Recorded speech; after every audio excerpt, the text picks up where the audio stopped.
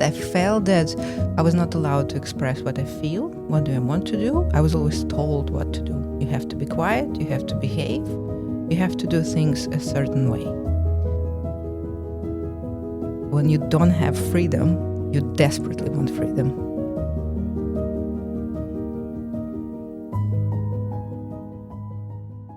What should someone do when their desire to express their individuality conflicts with societal expectations?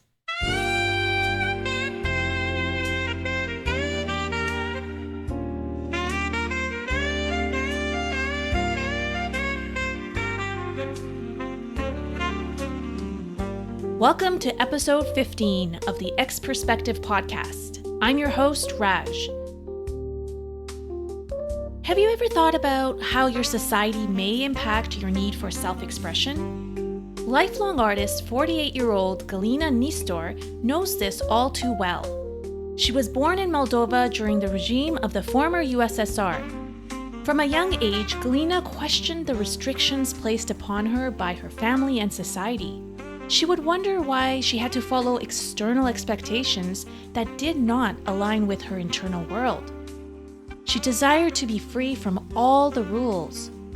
The talented artist just wanted the freedom to be herself.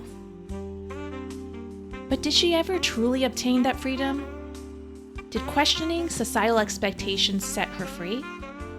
Come with me and let's explore how these expectations, or as Galina puts it, invisible contracts, impacted her life. Galina, you were born in Moldova. Yes. At a time when your country was part of the USSR. You told me you felt you were born into expectations. Why do you say this?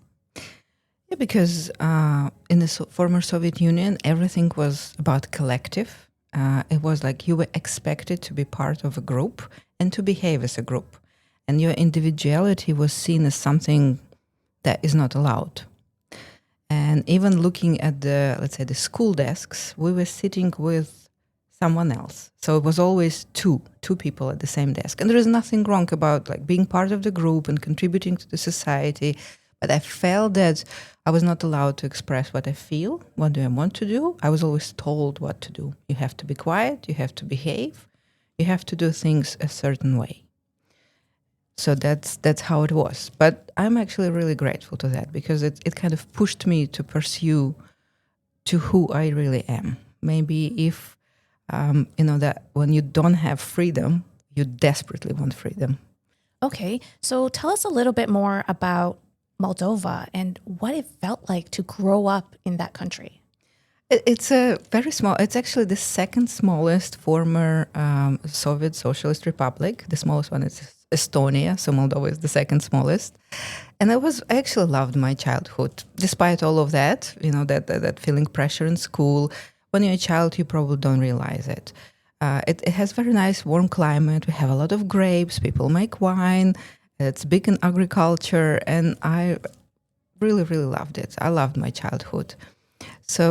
But I was feeling that I'm here to do something bigger and I want to explore and travel and just to look at this world. Yeah, you told me earlier when you were young, you knew that the expectations of the external world didn't align with your internal world. Can you elaborate on that? Yeah, we were told there was no social media at that time, right? But we were told that, the capitalist, the Western world, there is something scary about it. And we were like, oh, this is scary. I'd better stay in my own cell. But I felt, I need to explore myself. I wouldn't trust anyone. I want to go and explore myself. I think that our generation is quite lucky. So we were living through the time of big change, through the fall of the Soviet Union, through the opening of the borders. And that's so we could go and explore ourselves and to see it with our own eyes.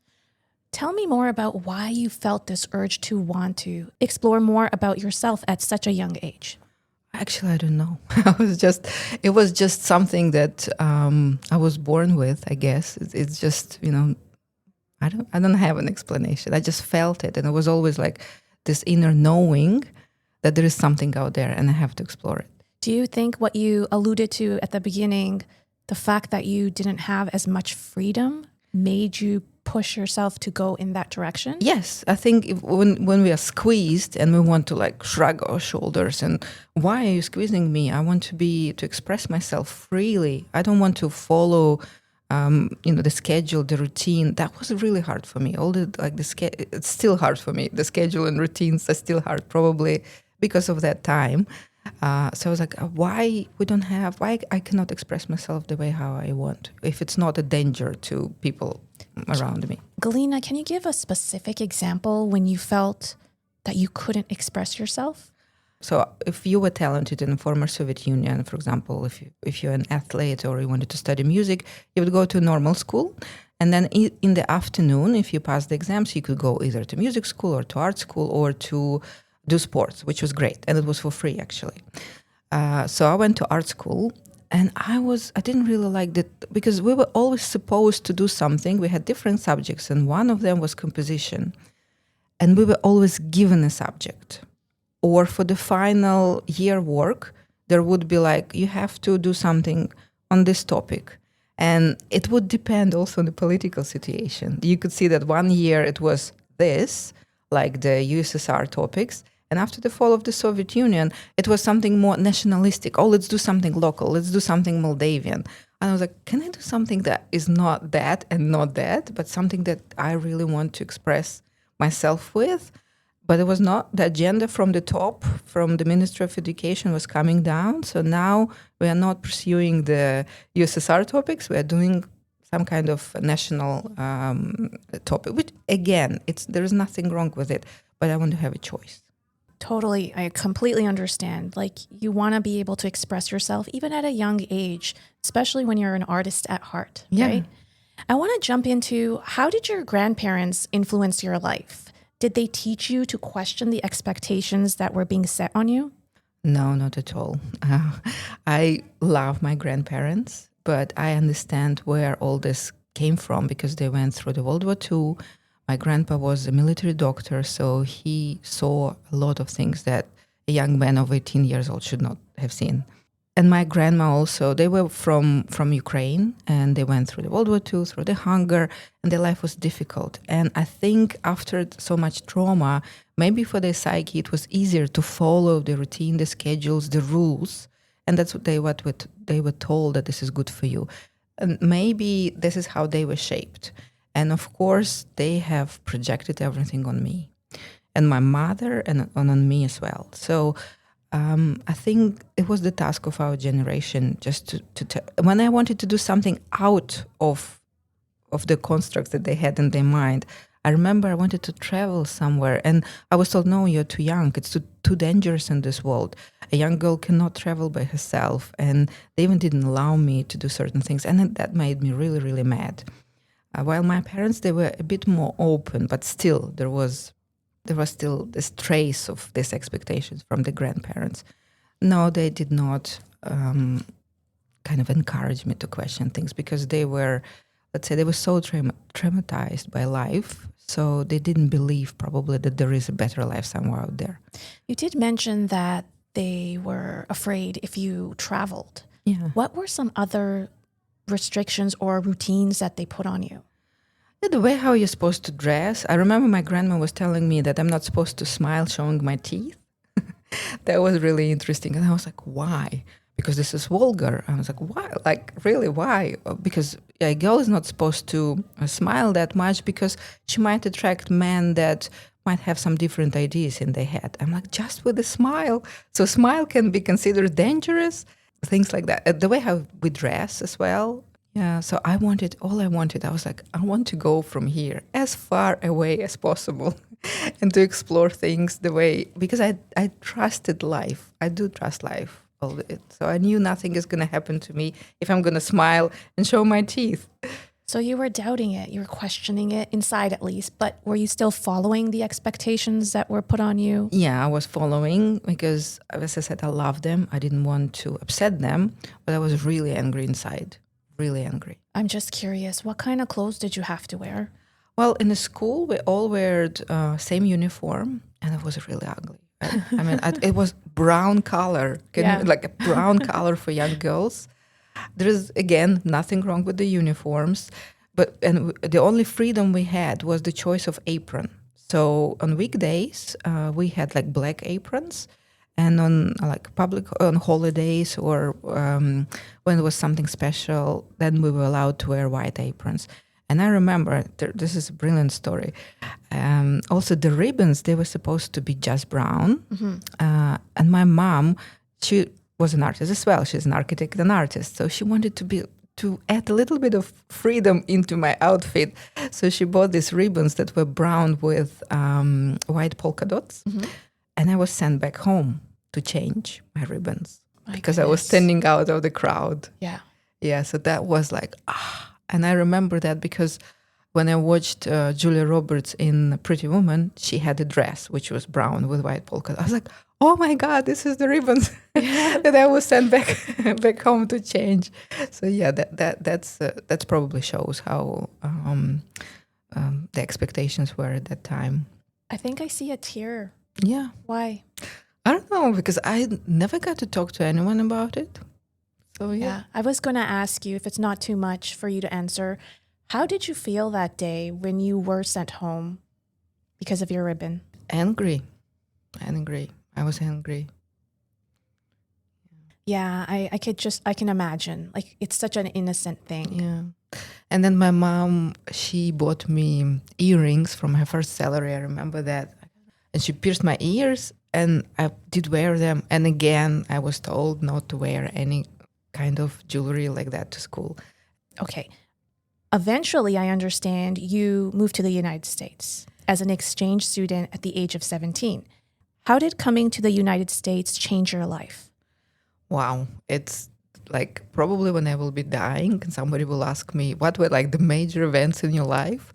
I would say that one was one of the major events. And then, the birth of my son and everything else.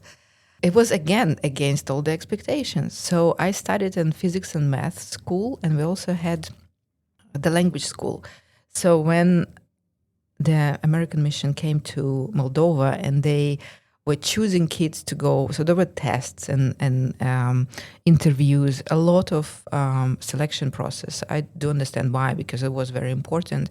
And everyone was saying, why are you even trying? It's not like, you're not even, like, your English probably is not good enough because you've been studying in a physics and math school. And I was like, why not? I'm going to try. And despite all the odds, I remember that when I call it, I won it. I won it. And all these kids and their parents were looking at me with a lot of jealousy, because it was like, again, remember, this was the fall of the Soviet Union.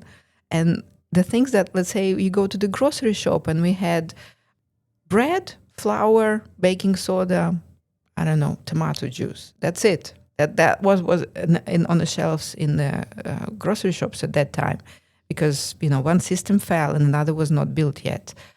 So going to America was like something beyond your wildest dreams. And I was very proud of myself at that time. And the first impression of America was, again, it was like a breath of freedom. And it was a place where you could be yourself. No one would judge you. I saw kids wearing whatever they want in school, pink hair, pierced noses, and all of that. And I was like, wow, this is like a place where I wanted to be. And the desks, I really love the school desks, and I have it in my notes. I have to tell the story about the school desks. So in former Soviet Union, we were sitting like two people at the same desk. And because I was straight A student, I was really bored in school. And so they would always put somebody who was not the best student next to me, and I was supposed to help them. And all my time, I do enjoy helping people, but I was like, but at this time I could have studied something, better, go to a higher level of math or whatever. And in America, I was like, I'm sitting by myself. It's like individual desk. And I was like, I don't need to help anyone. I can like really pay all this time and attention just to myself. And then all of my teachers and even kids in school told me, if you would live in America, you wouldn't be in this school. You would be like in a school for gifted kids or something like that. And my art teacher that I fell in love with, she was like, stay here, pursue art. I'll help you as much as I can. Yeah, so discovering, it's not about, again, the grocery shop. I'm not talking about like department stores and everything that I saw. I was, probably first time in my life I was able to wear shoes that were my size. Wow.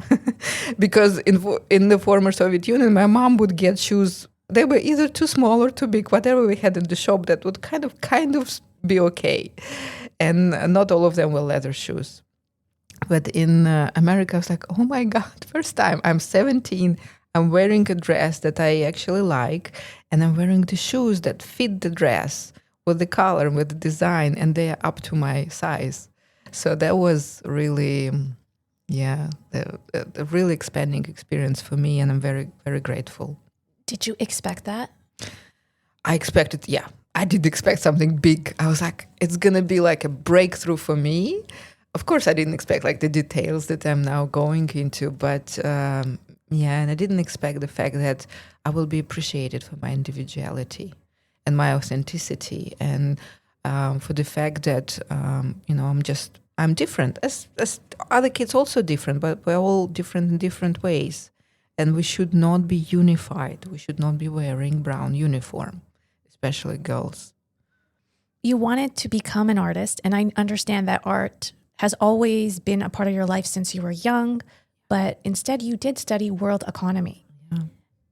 Why? Because of the expectation of my family and my parents. Because my parents were, I call them hungry artists and architects, because they did pursue what they wanted, their careers. But again, after the fall of the Soviet Union, no one needed architects.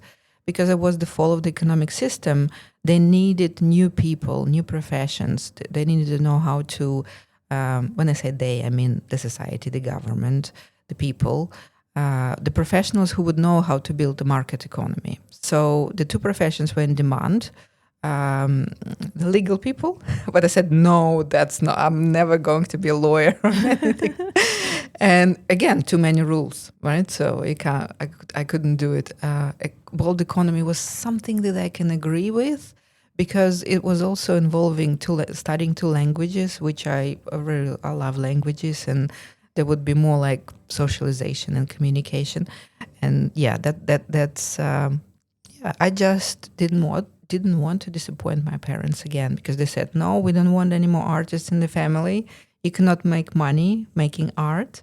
So you're going to go and study world economy. I find it amazing that you were able to go to a completely different country, the United States. So you're far away from your parents and your grandparents at this point. Yeah. But those beliefs that were imprinted in you while you were young, you're still holding on to them. Like you just said, I didn't want to disappoint them. Like you had the freedom to do whatever you wanted at that point, but yet you still decided to pursue world economics because it was the safer bet, I'm assuming, and it was more secure financially. Can you talk a little bit more about that? Like, was there any point where you were thinking, actually, I really don't want to do this?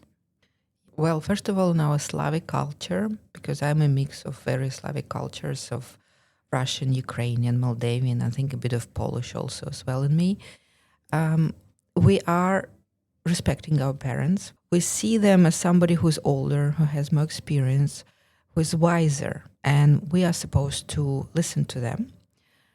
But again, it should be, in our modern world, it works differently than 400 years ago, as this kind of expectation came from hundreds of years of history, but things were not changing as fast. Everything was like kind of flat, and whatever wisdom our parents had or grandparents some time ago was valid, but it's not valid anymore. And now what I do, I listen to my son more than to myself, because I can see that he's up to date on what's happening in the world more than I am. So I don't want to hold on to my old beliefs. But at that time it was, my parents probably know better. Yeah, and actually, because there was nothing, no one told me ever, listen to yourself. There was no component of spirituality. Remember that religion wasn't very popular in the Soviet Union. I did go and baptize myself when I was, again, just before going to America, when I was 17. I went to Russian Orthodox Church, and I felt that I'm missing spirituality. I don't know where to look for it. There was no meditation, no yoga at that time. So the only place was religion. So I went to the church, but unfortunately I didn't get enough time to spend with my spiritual mentor, the priest that baptized me. And so he couldn't install any of the spiritual wisdom at that time. So I had to search for it myself. And I understand about 10 years ago, in your late 30s, you embarked on a spiritual journey to learn more about yourself. What were you seeking to learn about yourself, Galina? Maybe first of all, I was seeking how to unlearn those expectations that were put on me. That came from, I call them like, they feel like invisible contracts that we make when we are born. Remember how I said that I felt that I was born into expectations. So you're born and there's a contract already existing for you. You have to listen to your parents. You have to follow what they tell you in school. You have to look at the society and see what is normal in the society, what is not normal.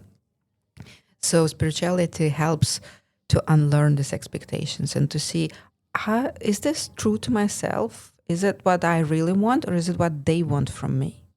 So that's why I embarked on the spiritual journey. Why at that point in your life, in your late 30s, why did you decide to pursue it then? Because I was very lost and I couldn't find a way out of it. And I was falling into depression. And I was like, I've got everything I want. I live a life of an expat wife in Malaysia. My husband is providing enough money for all of us. My son is studying at the British International School. I've got all the time in the world. And I'm like, I'm lost. I don't know what to do. Because there was no one there. There was no expectation. What am I expected to do? So I did all the stuff, the hair salons, the nails, the fitness club. And I was still, I'm not happy. That is so interesting, Galina, what you just said. So from what I'm understanding, your whole life up to that point, there were expectations put on you and you followed them. And then all of a sudden you get into the situation where there are no expectations being put on you by culture, by society, and you have all this free time. And now you're like, what do I do? Yeah. I don't have any guidance. What do I do? Yeah. And no one told me to look inside and to see who I am, like deep at the core. And I was like, okay, what do I actually like to do at this very moment, at this present moment? And I was really interested in yoga, and I did yoga from time to time, like in fitness clubs. When it just first appeared in Moscow, I remember it was like underground studio. Literally, you had to go underground. And I was 19 at that time. And the moment I sat on a mat and we started meditation, I was like, there is a glimpse of who I truly am when I close my eyes and there is silence around me. And I just have to listen. But they were just short glimpses. And I was like, maybe the answer is somewhere there, like in yoga and in meditation. And while I was in Malaysia, it was like 1/3 of the population in Malaysia, Indian, Malay, another third, and the other third is Chinese. So I was like, okay, I can get like a true, authentic teacher.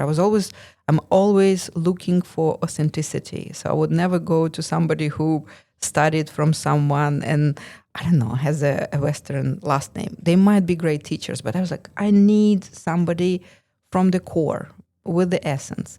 So I found my Indian yoga master, and Master Manisikaran. I'm very grateful to him.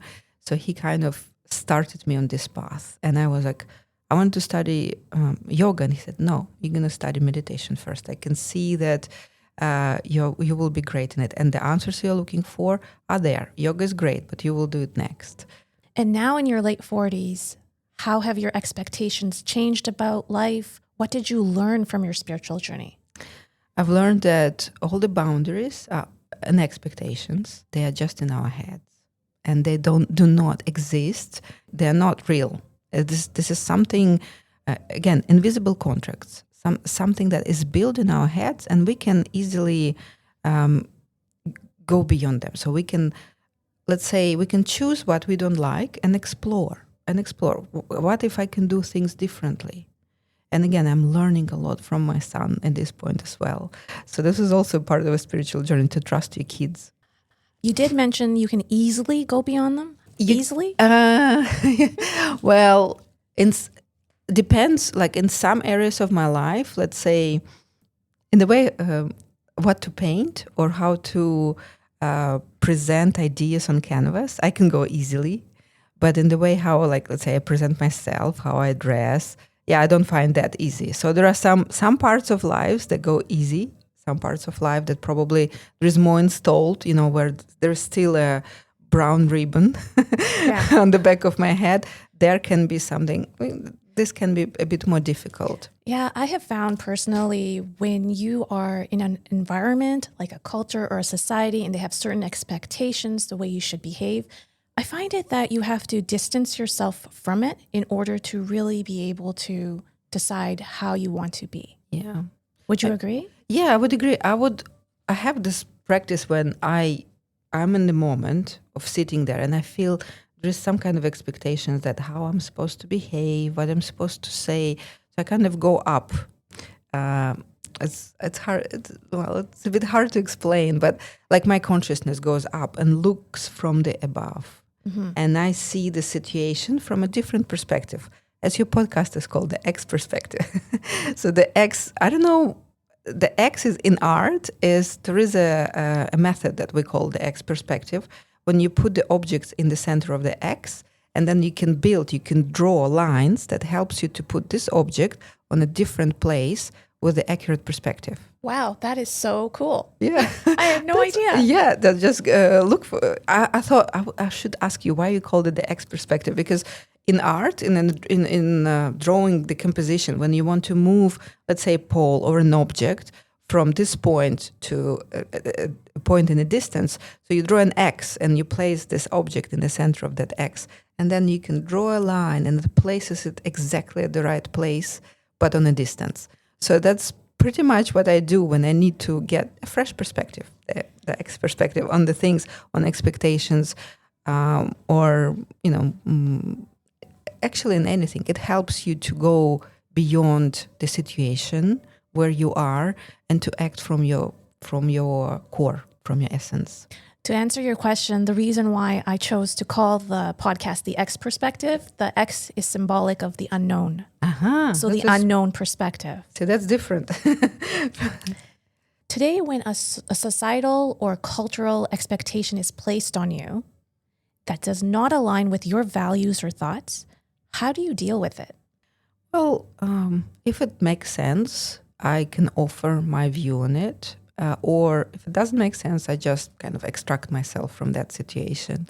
And you can always leave. You don't have to stay. And let's say as I get older, I argue less. But if people are open, I can offer my view that maybe it should not be done this way. And also if I see that it can be accepted on the other side with some understanding and respect as well. So, yeah. Is there something, can you give me an example that has come up recently, whether it's cultural or societal, where there was an expectation and you were just like, nope? Art-related thing. So I do from time to time art workshops. When I have the idea, I just put it out there. And I heard that in Asian folklore, a pineapple has 1,000 eyes, which means that, having 1,000 eyes opinion is better than, having just one eye opinion or 2 eyes opinion, right? So I found it fascinating. And I thought every time I was looking at the pineapple, there is something that actually looks like an eye. Mm-hmm. And I was like, what about if I make a workshop and we draw different eyes? So I'll invite ladies, it's mostly ladies, expat ladies that come to my workshops. So I put in like a post on one of the groups and a photo of the pineapple. And I said, this is the topic, the workshop is happening, all the details. And one of the moderators wrote, do you have a finished artwork to show that we are going to paint at the workshop? And I was like, no, I don't, because if I show you, you will have an expectation how this is supposed to look like. This is for you to create. Mm-hmm, mm-hmm. This is really, I have something that I've painted, but mm-hmm. I'm not going to show you. Mm-hmm, mm-hmm. We're going to get inspired, I don't know, by expressionists, by Matisse or Monet. We'll look at their paintings just to get the style idea, but you will create it yourself. Because if I show you something that I have created, you will instinctively want to copy. So I said, no, I don't have it. And she was like, but it's better to post something finished that people know what to expect. I was like, no, this is not what I do in my art workshop. So it's totally creativity from scratch. What message would you like to share with my listeners about the importance of questioning societal or cultural expectations? Just question everything. Whatever you're being told, just without thinking, is it true? Is it 100% true? Or is it true to myself, first of all? Or is it just because majority of people think so? So this is the way to act from your soul. Is it like, really, do I really feel that way? Or do I have to go against myself to fulfill this expectation? And then see how you can go out of it. Was there any specific example in your life when, like a turning point where you're just like, you know what? Does this feel right to me or does it not? Did something like that happen to you where you started questioning expectations? Yeah, after America, I guess. Yeah, because A lot of little things. Yeah, right? a lot of little things, because we had an idea of how America should look like from what we were being told, and on TV and newspapers at that time, not on social media. But then you go, and I also realized that everyone has their own perspective. We can look at the same thing. Two people will look at the same thing. They will see completely different subject. They will give it completely different qualities, right? So, and there is no right or wrong. So it's better not to have an expectation. An expectation is something that has been averaged. It's the brown uniform, right? So, and to be unique, to be authentic, and this is the only way to be happy, to be unique and authentic, is to have your own perspective on things. Galina, I'm going to admit it's really hard to live in this world without living with expectations, like, or fulfilling them. Like, how do you do that? We are what we believe. So if you say it's really hard, it's going to be hard for you. It's just, if you say, I'm going to make it easy, I'm going to make it work, what is better for me? What is better for me? Is it to follow these expectations and never find who I really am, or to question everything? Literally question everything, absolutely. And again, I've learned this from my son. He questions everything. At some point, you would think that there is no authority for him, because even if the coach or the teacher says something, he questions it and he starts looking for the answers himself. Sometimes he agrees, sometimes he doesn't. But he becomes himself in this exploration during this time, during the process. You must be so proud of him for doing that. Yeah, I'm very proud, but I was like, but this is because I've taught him so. And also my husband, he grew up in the same family, like similar family, with a lot of expectations. He also studied what he didn't want to study. Mm. At least I was able to pursue my art no matter what. I think that we also played a big part in our son's upbringing when we were telling him it's okay to question things. Of course, I believe that kids are born already with something like that, but it's up to us to kind of try to fit them in the box and say, you go to school and you listen to a teacher, or you say, you question everything. You listen to your teacher, but you have to think for yourself. You have to think for yourself. You have to ask the teacher. Do respect the people who teach you, but it's okay to ask questions, to say, is it true so what you're saying? Or I have like a different opinion. Can you please elaborate on that? Some of my listeners may be forcing themselves right now to meet up to societal or cultural expectations, despite knowing the fact that these expectations do not align with their values or beliefs. What would you tell them? I would tell them, look at the examples of other people, have like role models who overcame these expectations and who are thriving now. So just make an effort and look for your role models that inspire you, that did something against the grind. Mm. And I always have somebody in my mind who is doing things differently than, let's say, the majority of people. So like, don't put yourself in a position where you're being unauthentic to yourself. Yeah. Try your absolutely. hardest to live a life in which you can follow your beliefs. Yeah, your own beliefs. Well, Yeah. because this is the only way to happiness. What happens if you always follow expectations? You do what others tell you, but you're never going to find out what you really want.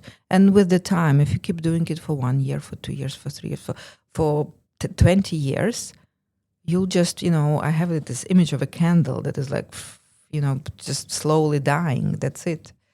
You will never see your brightest flame if you do that. They're not all bad, but we should cancel all these invisible contracts in our head that do not serve ourselves, our own good. If they limit us in some way, then that's canceled, that's for sure. And life becomes more interesting when you start exploring yourself.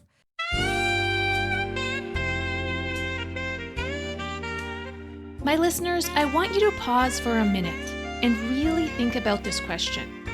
What societal expectations are you following that don't serve you?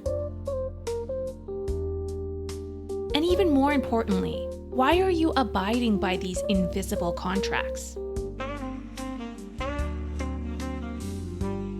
Today, Galina lives in Australia and has the freedom to travel, be an artist, and even wear earrings, and a brown ribbon with white polka dots.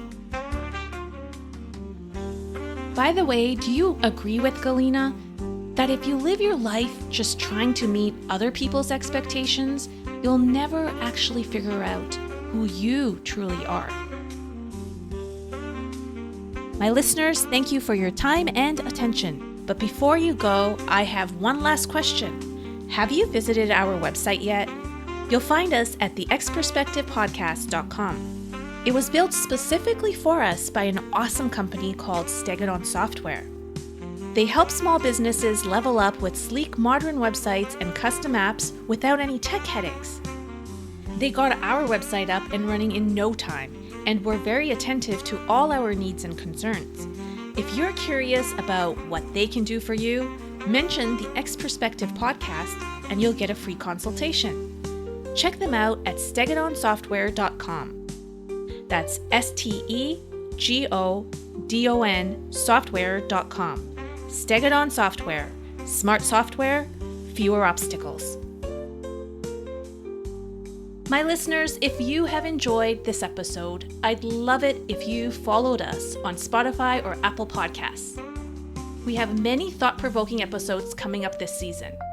You can also find the X Perspective podcast easily on Instagram, Facebook, and YouTube.